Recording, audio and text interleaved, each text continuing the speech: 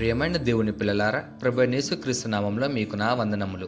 ఈరోజు దేవుని వాగ్దానము విలాప వాక్యంలో 3వ అధ్యాయం 18వ వచనం. విలాప వాక్యంలో 3వ అధ్యాయం 18వ వచనం వాక్యం ఇలా ఉంది: నాకు బల్లము ఉడిగేను అనుకుంటుని, యెహోవా యందు నాకిక ఆశలు లేవనుకుంటుని అని. ప్రియమైన సహోదరి సహోదరులారా, ఈరోజు మనం చాలామంది ఇలానే అనుకుంటున్నారు.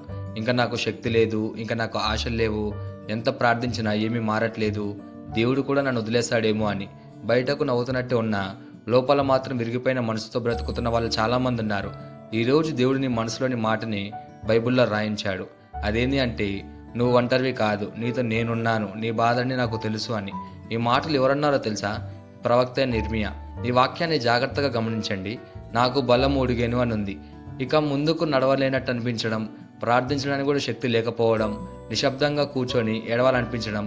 ఇలా చూస్తే చాలామంది ఏమంటారంటే పాపంలో ఉన్నారు లేదా శాపం అనిపిస్తున్నారు అంటారు. కానీ ఇది పాపం కాదు, ఇది మానవ బలహీనత. ఈ వాక్యం మనం చూడగలిగితే, యెహోవా యందు నాకు ఇంకా ఆశలు లేవనుకుంటుని అని ఉంది. అంటే దేవుడి మీద కూడా నమ్మకం కోల్పోయిన స్థితిలో ఉండడం, ఇక దేవుడు పని చేయడేమో అని అనిపించడం. కానీ ఒక్కటి గమనించండి, ఇది ఇర్మియా స్థితి, దేవుడి నిర్ణయం కాదు. ఈ భావాలు మారుతాయి, కానీ దేవుని వాగ్దానాలు మారవు. ఇర్మియా ఈ మాట చెప్పిన తర్వాత ఏమైందో తెలుసా? కొన్ని వాక్యాల తర్వాతే అతను ఇలా అంటాడు: యెహోవా కృప వలన మేము నశించిపోలేదు, ప్రతి ఉదయం ఆయనకు మన మీద నూతన వాత్సల్యత పుట్టుచున్నది అని. అంటే మన ఆశలు పోయినట్టు అనిపించిన చోటే దేవుడు కొత్త ఆశలు మొదలు పెడతాడు.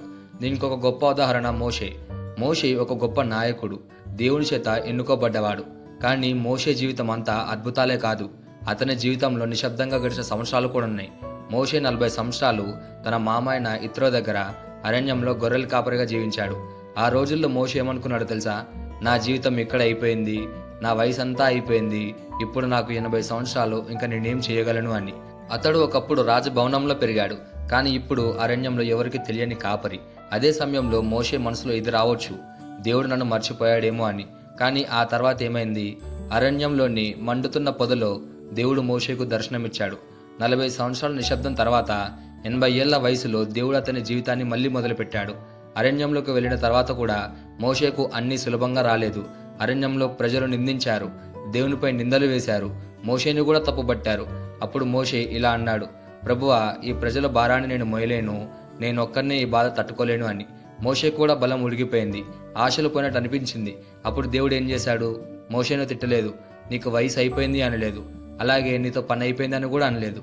దేవుడు ఏమన్నాడంటే, అతనికి సహాయకుడుగా నిలిచాడు, తన మహిమను చూపించాడు. అతని చేత దేవుడు ఎన్నో గొప్ప కార్యాలు చేయించాడు. ఎలాగంటే ఎర్ర సముద్రాన్ని చీల్చడం, ఆకాశం నుండి మన్నాను కురిపించడం, బండ నుండి నీళ్ళివ్వడం, అలా ఎన్నో గొప్ప కార్యాలు మోషే ద్వారా దేవుడు చేయించాడు. ఇక్కడ దేవుడు మనకు చెప్పేది ఏంటంటే, నీ వయసు దేవునికి అడ్డంకి కాదు, నీ గతం దేవుని యోచనను ఆపలేదు.